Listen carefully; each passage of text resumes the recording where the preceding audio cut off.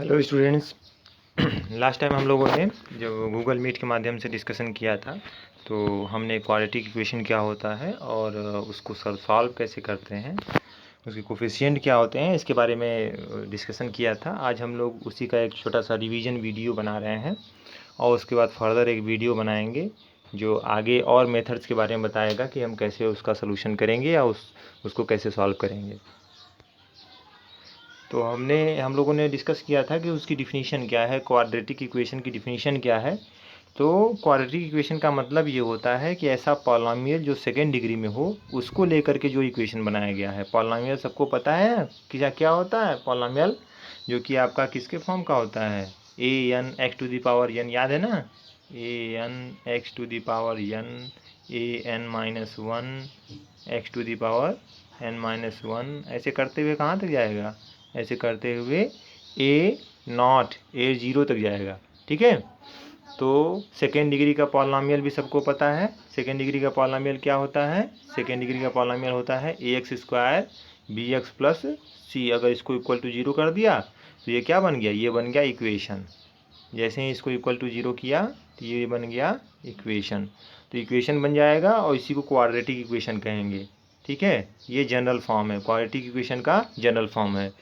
यहाँ पर जो x है वह एक वेरिएबल है, उसकी वैल्यू हमें नहीं पता है, इसलिए उसको अननोन के रूप में भी जाना जाता है। अननोन, अननोन का मतलब कि x की वैल्यू हमें नहीं पता है, वो वेरिएबल है।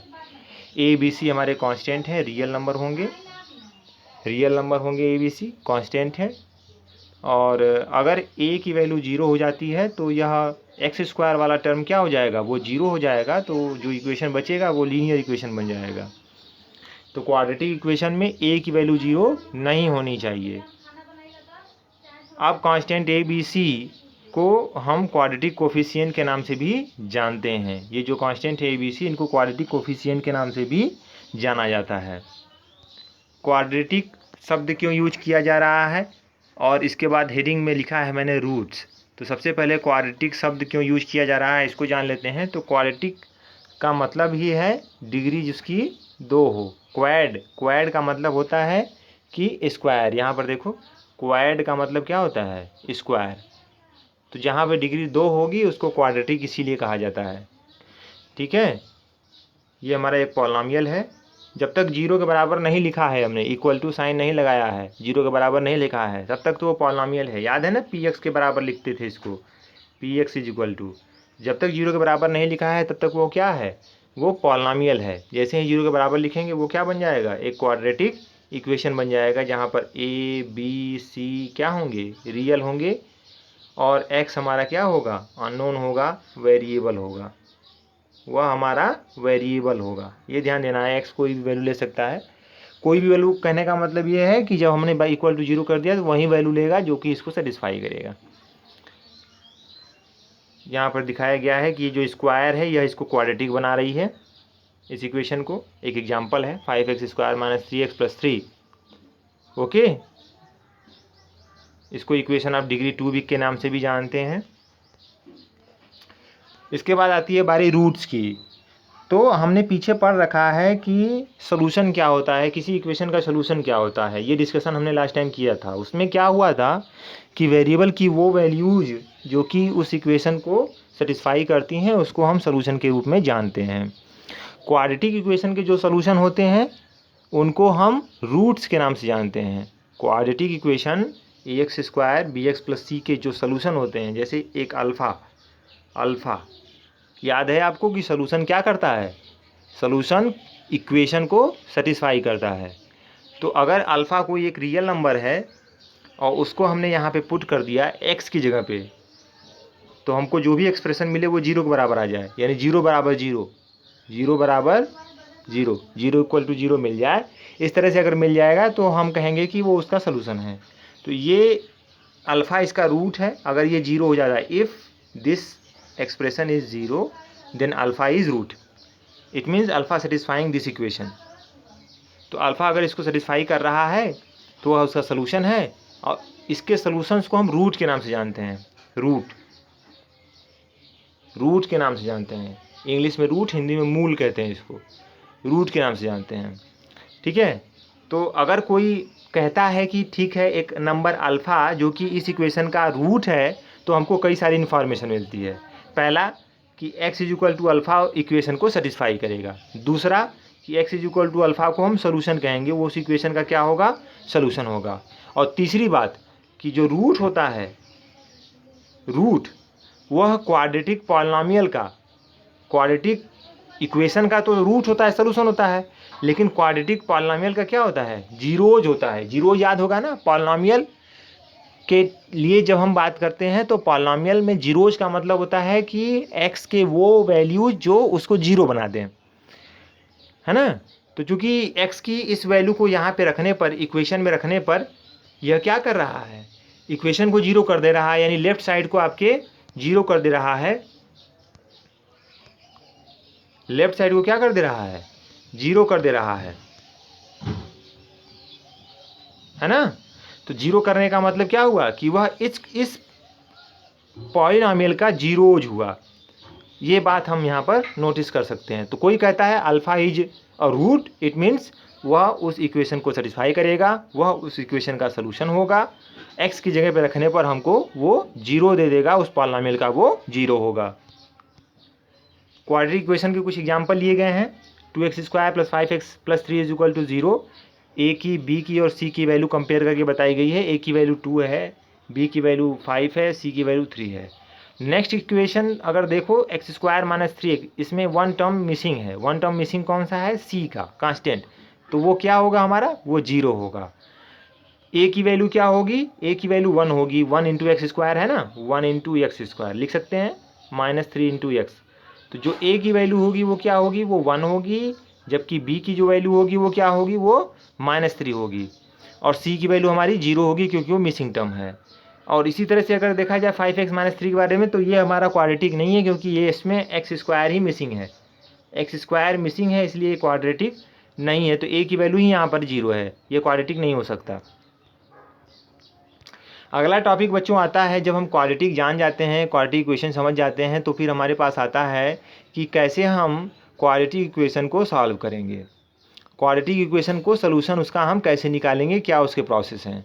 तो उसके सलूशन निकालने के 3 प्रोसेस होते हैं। पहला तो होता है फैक्टराइजिंग, दूसरा प्रोसेस होता है आपका कंप्लीटिंग द स्क्वायर, और तीसरा प्रोसेस होता है क्वाड्रेटिक फार्मूला। क्वाड्रेटिक फार्मूला जिसको हम श्रीधराचार्य फार्मूला के नाम से भी जानते हैं, एक्चुअल में वो श्रीधराचार्य फार्मूला ही होता है, बाद में उसको क्वाड्रेटिक फार्मूला कहा जाने लगा। तो सबसे पहला जो मेथड है वो है factoring the quadratics. Factoring the quadratics मतलब कि हम क्वाड्रेटिक्स को फैक्टराइज करेंगे। आप बहुत भली भांति परिचित हो किससे, फैक्टराइजेशन ऑफ पॉलिनॉमियल से। आपने विभिन्न डिफरेंट टाइप के फार्मूले यूज किए हैं, डिफरेंट टाइप के टेक्निक्स यूज किए हैं एक पॉलिनॉमियल को फैक्टराइज करने में। तो यहाँ पर हमको फैक्टराइजेशन में कोई प्रॉब्लम नहीं होने वाली है, क्योंकि किसी भी क्वाड्रेटिक इक्वेशन में जो लेफ्ट में है वो तो क्वाड्रेटिक पॉलिनॉमियल ही है।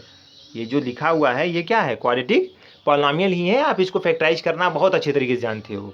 तो साफ साफ है कि इसका फैक्टर क्या है, x + 4 x - 1 है। और ये भी हम जानते हैं कि अगर फैक्टर्स को मल्टीप्लाई किया जाए तो वापस हमको क्या मिल जाएगा, वो पॉलिनॉमियल या वो इक्वेशन मिल जाएगा। तो ये यहाँ पर यही चीज़ बताने की कोशिश किया जा रहा है कि जब हम x + 4 x - 1 को एक्सपेंड करेंगे तो हमको क्या मिलेगा, हमको पॉलिनॉमियल मिलेगा, और जब हम उसको फैक्टराइज करेंगे तो हमको क्या मिलेगा, हमको वह फैक्टर फॉर्म में दिखाई देगा। तो ये फैक्टराइजेशन का यही मतलब होता है, आप पॉलिनॉमियल में पढ़ के भी इसको आए हो। तो हमारा मेन मुद्दा ये है, मेन टॉपिक ये है कि हम बाई फैक्टराइजेशन कैसे हम सलूशन करेंगे। तो बाई फैक्टराइजेशन हम कैसे सलूशन करेंगे, आइए उसको हम डिस्कस कर लेते हैं। जैसे कि हमको सलूशन करना है, ओके, तो सबसे पहली बात कि आप क्या करेंगे, इक्वेशन आपका 0 के बराबर रहेगा ही रहेगा। अगले एक्सप्रेस में, अगले हम स्टेप में क्या करेंगे कि हम उसको फैक्टराइज करेंगे। और फैक्टर हमारा ये ध्यान देना होगा कि फैक्टर हमारा जो हो वह हमेशा लीनियर हो। Each factor should be linear. जब भी हम फैक्टराइज करें तो हमारा प्रत्येक फैक्टर लीनियर होगा। अब सारे लीनियर फैक्टर को हम अलग अलग 0 के बराबर करेंगे और फिर उनको अलग अलग सॉल्व कर लेंगे। और जो डिफरेंट टाइप के सलूशन आएंगे, x के डिफरेंट वैल्यूज आएंगे, वो किसके सलूशन होंगे, क्वाड्रेटिक इक्वेशन के। फॉर एग्जांपल, अगर आपके सामने x² + 3x = 0 एक क्वाड्रेटिक इक्वेशन है, इसमें c की वैल्यू 0 है, तो अगर हमको इसको बाई फैक्टराइजेशन सॉल्व करना है तो हम क्या करेंगे, इसको फैक्टराइज कर लेंगे। लेफ्ट साइड में जो पॉलिनॉमियल है इसको हम क्या करेंगे, फैक्टराइज कर लेंगे। तो फैक्टराइज करने के लिए आप x कॉमन करोगे, आपको क्या मिलेगा, x + 3 मिलेगा। तो ये दोनों लीनियर हैं और ये दोनों किसके बराबर हैं, 0 के बराबर हैं। अब ध्यान देने वाली बात ये बच्चों कि यहाँ पर ये दोनों फैक्टर अलग अलग 0 के बराबर होंगे, क्योंकि अब कोई भी दो नंबर अगर है और उसका प्रोडक्ट 0 है तो यह क्या बताता है, यहाँ पर ये जो x है वह कोई नंबर ही होगा, और x में अगर 3 को ऐड किया है तो अभी कोई नंबर ही होगा। और कोई दो नंबर अगर उसका प्रोडक्ट 0 हो रहा है तो वह क्या बताता है, वह बताता है कि इनमें से कोई एक 0 होगा, चाहे x 0 होगा चाहे x + 3 0 जो है वो 0 होगा। तो आइदर x = 0 और x + 3 = 0। यह इस स्टेटमेंट का अगला स्टेटमेंट होगा, इस स्टेटमेंट का रिजल्ट है ये, कि या तो x 0 होगा या तो x + 3 0 होगा। तो अगर x 0 होगा तो एक सोल्यूशन यही दिख गया कि x = 0, x = 0 is a solution. और अगर x + 3 0 होगा तो इसका मतलब x = कितना होगा, -3। तो हमारे पास दो सोल्यूशन होंगे और दोनों और के केस में होते हैं। और या आप ये समझ सकते हैं कि x = 0 इज ए सोल्यूशन और x = -3, यानी दो सोल्यूशन मिल रहे हैं। तो एक बात और ध्यान देने वाली बात बच्चों है कि जो क्वाड्रेटिक इक्वेशन होता है इसके दो सोल्यूशन होते हैं। बाद में हम लोग सीखेंगे कि किसी पॉलिनॉमियल की जितनी डिग्री होती है उसका इक्वेशन उतने ही सोल्यूशन देता है। अगर 3 डिग्री है तो 3 सोल्यूशन देगा, 4 डिग्री है तो 4 सोल्यूशन। तो फिलहाल कितनी डिग्री है, 2 डिग्री है। तो 2 डिग्री है तो कितना सोल्यूशन देगा, 2 सोल्यूशन देगा। और हमारे पास दो सोल्यूशन अवेलेबल हैं, कौन से, x = 0 और x = -3। अभी पीछे हमारे पास एक इक्वेशन था, अगर उसको हम सॉल्व करने का प्रयास करें, जैसे x² + 3x - 4, इसको अगर 0 कर दें, x² + 3x - 4 = 0, और बाई फैक्टराइजेशन इसको सॉल्व करना हो तो हम क्या करेंगे, इसको फैक्टराइज करेंगे। दो फैक्टर इसके क्या हैं, x + 4 मल्टीप्लाइड बाई x - 1 = 0। तो ये दोनों फैक्टर का मल्टीप्लिकेशन 0 है, इसका मतलब कि या तो x + 4 0 होगा और या तो x - 1 0 होगा, तभी ये स्टेटमेंट सही होगा। तो इसका मतलब कि या x + 4 0 होगा या x - 1 0 होगा। तो अगर x + 4 0 हुआ तो x की क्या वैल्यू मिलेगी, -4, और अगर x - 1 0 हुआ तो x की क्या वैल्यू मिलेगी, 1। तो ये दोनों x = 1 और x = -4 ये दोनों क्या हैं हमारे, इसके सोल्यूशन हैं। दो सोल्यूशन आपको दिखाई देंगे किसी भी क्वाड्रेटिक इक्वेशन के। ओके, इसके बाद बच्चों हमने बताया था, बात की थी कि हम कैसे सोल्यूशन करेंगे बाय क्वाड्रेटिक फार्मूला। तो ये क्वाड्रेटिक फार्मूला है, ठीक है। तो इस पर हम लोग डिस्कशन अगले वीडियो में करेंगे। अगला वीडियो अभी बनाया जा रहा है।